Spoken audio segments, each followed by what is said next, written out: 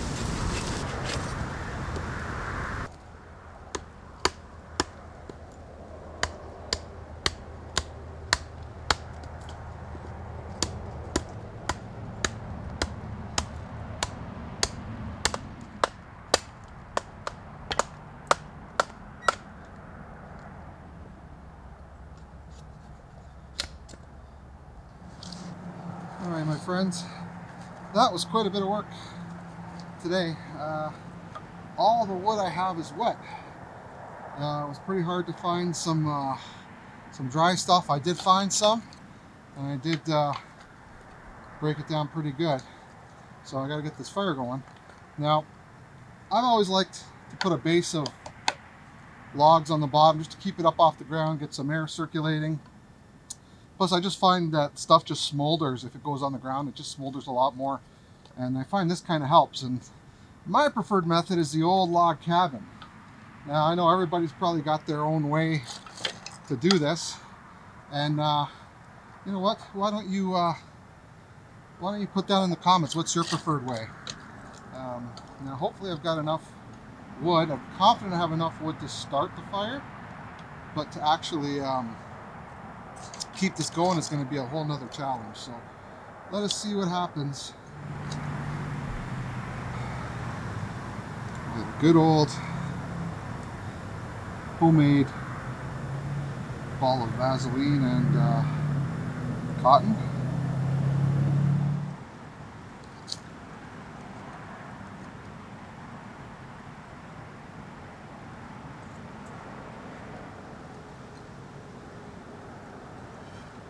Okay.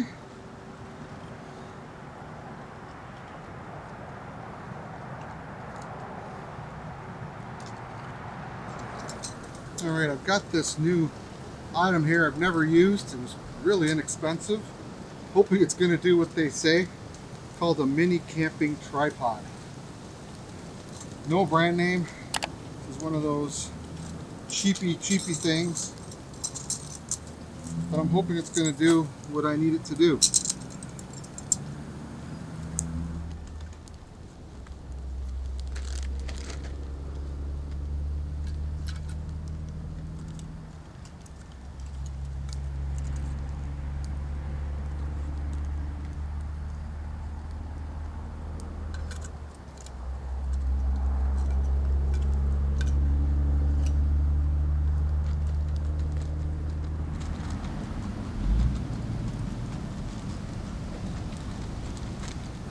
All right, after 5 minutes or so of kneading, we got the dough to I'm gonna say like a pizza dough kind of consistency.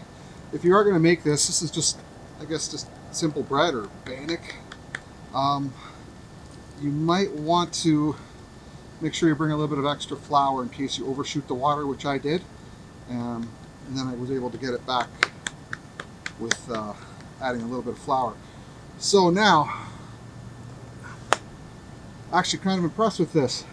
This is a very inexpensive grill I got on Amazon. It's no name, sorry, not a grill, the tripod. And believe it or not, do you know what this is? This is from my punching bag. It's the chains for the punching bag, and it's gonna hold this little grill here.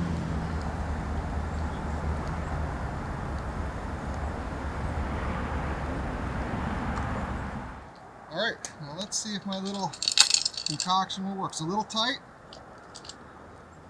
Look at that, folks. All right, things are moving along now. I actually really like this thing. To adjust it, you just lift it, set this toggle here. I had to lower it because it wasn't really frying enough. So somewhere around there, maybe one more, is where you can see it just started to bubble up, and that's what I want. I don't want it to burn.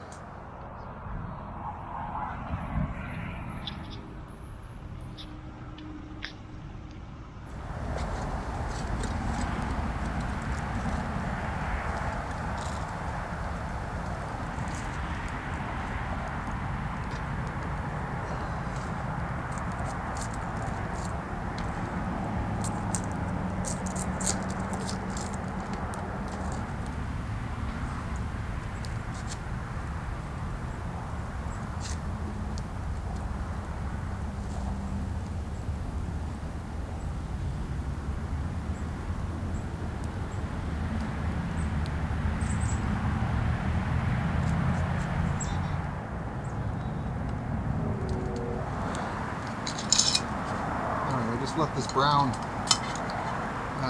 put it near the fire real close for a minute or two, and it looks like it's pretty much done.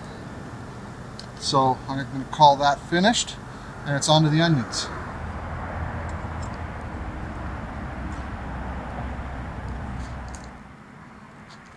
All right, I'm going to put the onions on just the same way I did everything else here.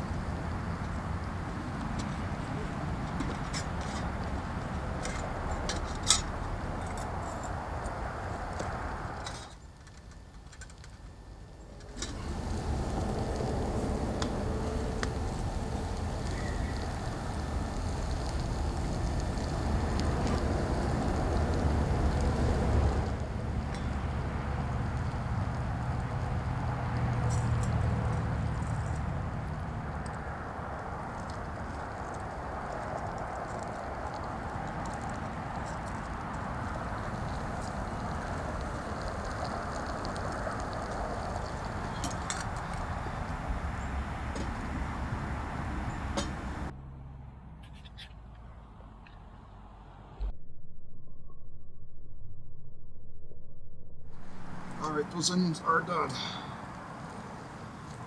I want to transfer these into the main pot now. Look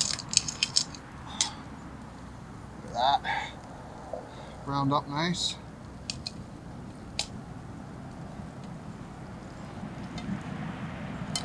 Oh yes.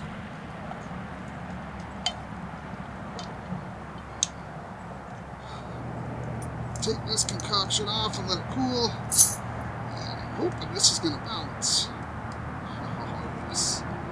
Look at that, folks. Okay, this has been boiling for about half an hour now. And remember that bannock bread we made? Well, might not fit in there exactly, but put that in there. And there's a few different kinds of cheese you can use for French onion soup. I'm hoping provolone is one of them. That's all I had.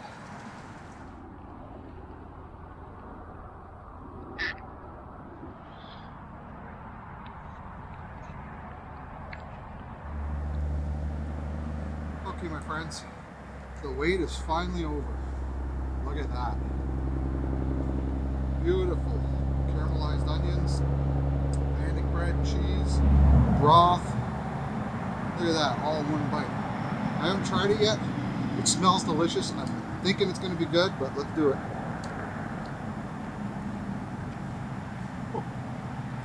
God. I really wish I could send some of this through to you guys. Absolutely incredible flavor. And the bannock in here, I was worried.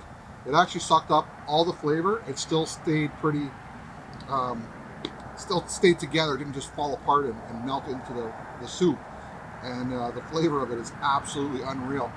Love the tripod. The tear down tripod worked well. It was really important to be able to cook those onions without burning them. So if you keep it too close to the fire, I always end up burning the darn things. And caramelized is good, but burnt, not a great flavor in here. What do you think, guys? Is making French onion soup in the woods too much work? I've been on here about 4 hours just to get maybe a liter of French onion soup, but it's delicious. Would you do that kind of work? Or maybe it's just me. I really enjoy just spending the day out here cooking, eating, taking some pictures, and enjoying the sunshine. Beautiful day. Well, guys, that's it. Thank you, my friends, for joining me for this video. Making some French onion soup out here in the outdoors. It was a challenge. It was a lot of fun. The soup was delicious. I wish I could send some through to you guys. Thanks so much. If you liked the video, why don't you give me a thumbs up or maybe even consider subscribing. Hope to see you in the next video. Till then, take care.